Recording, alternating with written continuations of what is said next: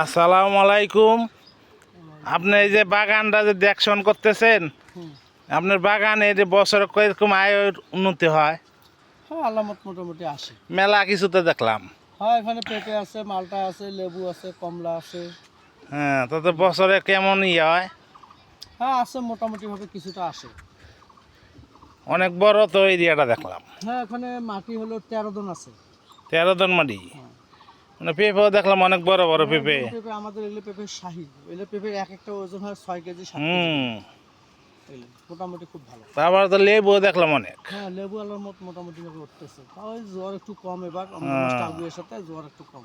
হুম, তাতে ওই জায়গাটা খুব উন্নত দেখা যায়। হ্যাঁ, মোটামুটি আমাদের অনেক ভালো আছে। হুম, এটা এদিকে সবসময় আপনারা দেখশন করে রাখেন, পানি টানি দেওয়া লাগে। সবসময় সার, ওষুধ, পানি যা কিছু লাগে সব কিছু দেখশন করতেছি।